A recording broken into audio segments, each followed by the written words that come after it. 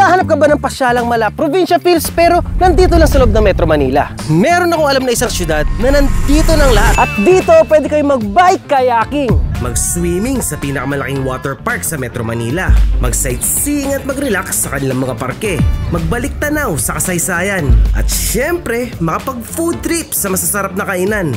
At lahat ng yan ay dito mo lang ma-experience sa Valenzuela City.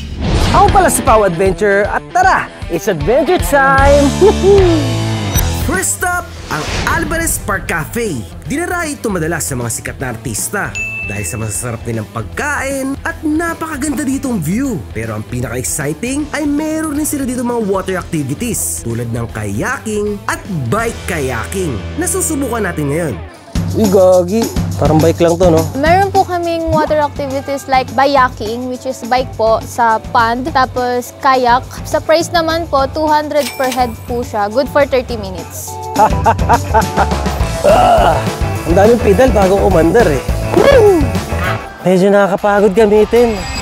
Mamaya ay babalik ulit tayo dito sa Alvarez Park Cafe para tikman naman ang kanilang masasarap na pagkain. Una pa lang to at ngayon naman ay pupunta na tayo sa second stop sa pinakamalaking water park sa Metro Manila. Ang Paraiso ni Baste. Oo, legit to. Dahil 5 ang naglalaki nilang swimming pool dito. Merong kiddie pool para sa mga bagets na pwede rin sa mga lagets. Wave pool para sa mga gusto mag-feeling nasa beach. Bati style na swimming pool na parang nasa bundok lang.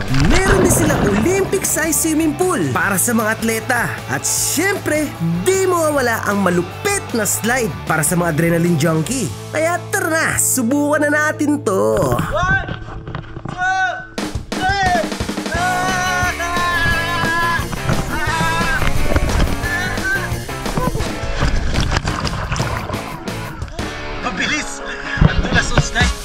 Ito pala ang kanilang mga entrance rates. I highly recommend na subukan nyo rin yung night swimming nila. Maya-maya lang malalaman nyo kung bakit. Bossing! Kamusta naman kayo? Okay na po. Taga saan pala kayo, sir? Quezon City, sir. Quezon City, yun. Boss, first time nyo ba dito? Opo, pustahan, sir. Kamusta naman po yung ano nyo dito, experience? Maganda siya, hindi para sa amin, para sa mga bata.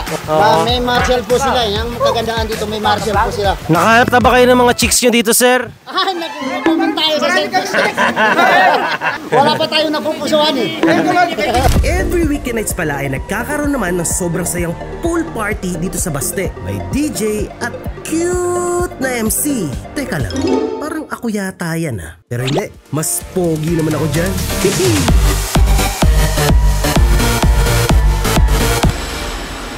Pagkatapos pag-swimming, syempre nakakapagod, di ba? Pero don't worry, dahil meron din sila dito mga affordable to premium rooms. Kaya tara, silipin natin. Ito pala ang kanilang suite na good for 1 to 3 persons. Pwede na to sa mga couples. Next, ang kanilang penthouse na good for 4 to 5 persons. I think perfect to para sa isang pamilya na. Uy, tara. Pasok kayo dito sa videoke room, dito sa Paraiso ni Baste. Dito, kasha, no? 12 person ka spancho, kahit dito mga 20. Pwede kayo dito mag-videoke, syempre. May mic ba sila? 2 mic. Hindi na kayo magkakagawan. Huwag naman kayo brown sa pag-videoke kung isa ka. Tama na isa na nakanta, ha? Ayan, dito. Pwede kayo mag-inuman dito. Di ba? Dito, chilling like a pwede. Pakita tayo ngayon kung wala ko dito. Tapos na tayo mag-kayaking at mag-swimming. Pero meron pa tayong 3 pupuntahan. At yung panghuli, ito ang kailangan mong abangan. Bago tayo magpatuloy, mag-subscribe ka na dito sa YouTube channel natin. At i-like mo na rin itong video. Napagod ako sa pinagagawa natin, kaya tombuts na rin. Tara, balik tayo sa Alvarez Park Cafe para mag-food trip naman. Titikman natin ngayon yung 3 pagkain na na-recommend sa akin ni ate na bestseller raw nila dito.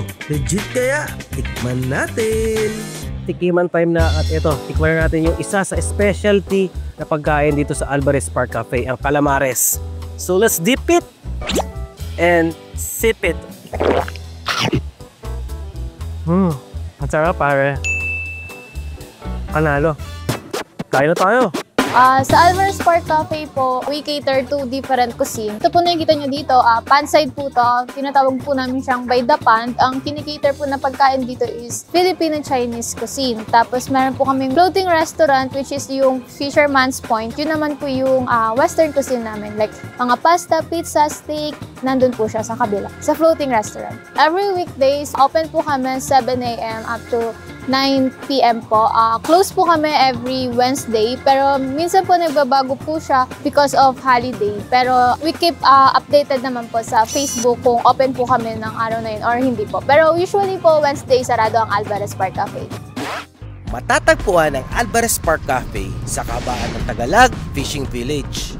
Pero kung sarado, chill ka lang dahil marami pang masasarap na kainan dito sa Tagalog at meron ring magagandang view. Kung naghahanap naman kayo ng mga budget-friendly food, meron din naman mga street food dito sa Tagalog. Ate, magkano sa kwek-kwek? 24. Sa ano ba yun? Vegetables. Sige ate, isa pong kwek-kwek tsaka isang vegetables. Ate, gano'n ka na katagal dito nagdebenta? Noong mga 5 years na rin, mahigit. May 5 years? Dito ka lang di ba nakatira? Oo, malapit na ako. Ngayon ate na para naging tourist spot na itong Tagalog, anong nagbago sa pamumuhay niyo dito? Maganda, malaking tulad na sa amin. Negosyo eh, pero ngayon. Kasi marami kong, bumupunta dito, mas maraming bumibili sa namin, business namin. Tsaka marami rin natulungan tulad yan. Dami namin na nagtitinda, dati ko wala magana nakikita. Kaya maraming natulungan ginawa nilang tourist spot to. Malaking tulong sa amin, di lang ditong mamamayan ng Tagalaw. Oo. Kahit paano angat-angat na kung baga.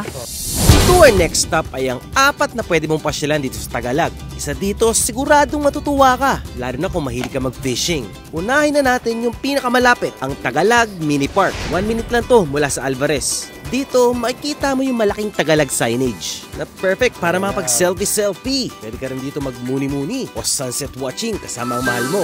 Pag nandito ka sa Tagalog Fishing Village, parang mapapagtanong ka sa sarili mo na nasa Maynila pa ba talaga ako? Kasi yung ambience, tapos yung simoy ng hangin, talagang probinsya feels na talaga eh. Parang ang layo niya na sa definisyon ng Metro Manila na mausok tsaka maingay.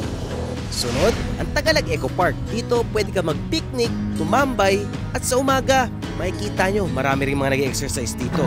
Kaya try nyo rin dito dumaan. Kung mahilig ka naman mag-fishing, siguradong ma-enjoy mo talaga dito sa Tagalog dahil maraming palaisdahan dito. Fishing dito, fishing doon. Nakakwentuhan ko pa nga si Sir Arvin at nagulat ako sa presyuhan lang ng isda dito. Gaano po kayo kadalas na mimingwit dito? Once a month, twice a month, gano'n. Ano po yung usually na nahuhuli nyo dito, sir? Tilapia. Tilapia. May pinagkaiba talaga po ba pag sariwa na huli? Kesa yung nabibili na sa palengke? Almost same lang din. Kaya lang dito, kagandahan. Nag-enjoy ka sa paghuhuli mo, then medyo mababa ang presyo o sa malagkit. Ang bangus dito is, magkano bangus dito, Jer? 120 kilo. 120 kilo. Tapos ang tilapia is 100. Marami na yun ah. Medyo mura na, naging pa. At pag pumunta ka na sa pinakadulong-dulo ng Tagalog, makarating mo na ang Valenzuela Boardwalk. Ang tagus nito, Tagalog via Kulong. Pero alam ko, patuloy pa rin ito pinapahaba eh. Dito pwede kayo mag-jogging tsaka running. Hindi lang pwede swimming kahit na may ilog sa gilid. Kasi alam naman natin na hindi na malinis sa mga ilog dito sa Metro Manila. Pero tara! Habang nagbabike ako dito sa boardwalk, may narinig akong ingay sa may tubigan. At pagsilip ko, may mga naglalaro. Pero hindi mga tao. Hindi ko rin malaman kung ano to. Malaki siya eh. Adventures. Seryoso. Comment nyo nga kung anong klaseng mga ibon to. So ayan oh. May nakasabay ako. Si CJ. Kaway ka naman CJ. Madalas ka ba dito? Opo, lagi po. Lagi. Marami dito nagbabike tsaka jogging. Opo. Ba't ikaw mag-isa ka lang ngayon? Look, mga kaibigan ko po. Wow. Bakit dito mo gusto mo tumambay? Masarap lang po, presko hangin.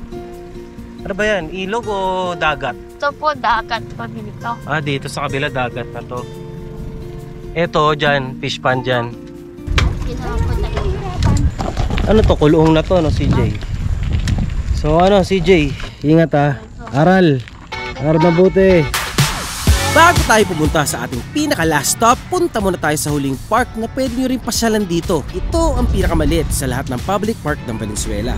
Maliit lang, pero dito nagsimula ang kasaysayan ng lungsod. At ito ang Polo Park.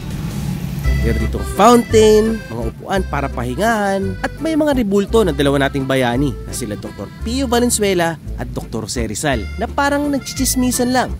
Napapalibutan rin ito ng malalaking puno na may mga sparkling lights. Mga punong higit 100 taon nang nakatayo dito at tahimik na saksi sa bawat kwento ng bayan. Alam mo ba na ang Valenzuela City ay dati pala siyang bahagi ng Bulacan na kilala sa pangalang Polo?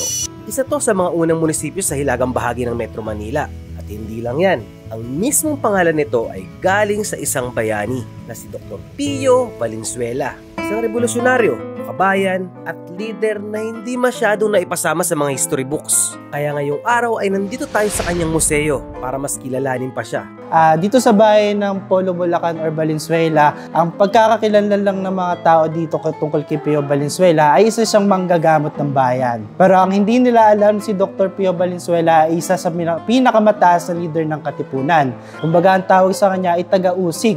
Kumbaga tinatawag silang triumvirate, kasama niya dito si Andres Bonifacio tsaka si Emilio Jacinto. May isa ding mahalagang ginampanan si Pio Valenzuela sa Katipunan. At kumbaga yung mahalagang misyon na yon, pinapunta si Pio Valenzuela ng Katipunan sa Dapitan, Zamboanga upang ikonsulta yung pinaplano nilang revolusyon laban sa mga kasila kay Dr. Jose Rizal. Parang isa siyang significant na misyon kumbaga pinakadelikadong misyon na ginawa ni Pio Valenzuela. Sa ika-4 na taon ni Dr. Pio sa pag-aaral sa UST sa kursong medisina, ay nagsimula siyang magbigay ng libreng serbisyong medikal sa kanyang mga kababayan dahil ngayong panahon na iyon ay kaunti pa lang yung mga doktor. Then doon niya po nakita yung paghihirap ng mga Pilipino sa kamay ng mga Kastila. So aside doon, marami pa ring mga Valenzuelano ang hindi nakakakilala or nakakaalam na si Pio Valenzuela ay naging gobernador ng Bulacan. Binuksan itong museo noong February 14, 2023, kasabay ng Charter Day ng Valenzuela City. Perfect ito for museum day para sa mga magjowa, para maiba naman, at sa pamilya na gusto pang matuklasan pa ang kasaysayan. Kasi dito mo makikita ang mga samot-saring memorabilia ni Dr. Pio Valenzuela at kung paano ba siya naging parte ng kasaysayan ng Pilipinas. Ang pagkilala sa mga nag-ambag or may mga contribution sa bayan is isa siyang pamamaraan ng pagpapasalamat natin sa kanila. Kasi without knowing them, para natin pinapatay yung kasaysayan natin Kumbaga, ang mga kabataan dapat kailangan nilang malaman. Kung di man malaman kahit papaano, meron silang knowledge tungkol sa kasaysayan nila. Maganda dito sa Valenzuela at hindi natin mapagkakailayan dahil sa mga napasyalan natin dito ngayon. At balita ko, marami ring naipapamahagi yung LGU sa mga senior citizen natin dito. Pero merong taunan na kinakaharap na problema ngayon dito. Lalo na sa panahon ng tag-ulan, pati pagbagyo. Ang pagbaha. Hindi po kritiko, sa katunayan saludo at humahanga po ako sa mga ganda at pagbabagong nagawa dito sa Valenzuela. Pero baka this time, mas pagtuunan naman na natin ng pansin at naiayos yung mga creeks, lalo na yung mga drainage system. Hindi po ako nagrereklamo, suggestion lang to para sa mas kabubuti, mas marami pang naninirahan dito. Minsan, sa pangarap nating malibot ang buong bansa, nakakalimutan na natin na may mga gandang spot din pala na nandito lang sa Metro Manila. Mga lugar na pwede magpasaya sa'yo at hindi mabigat sa bulsa. Kayo adventures, anong paborito yung pasyalan na nandito lang sa Metro Manila? Comment below!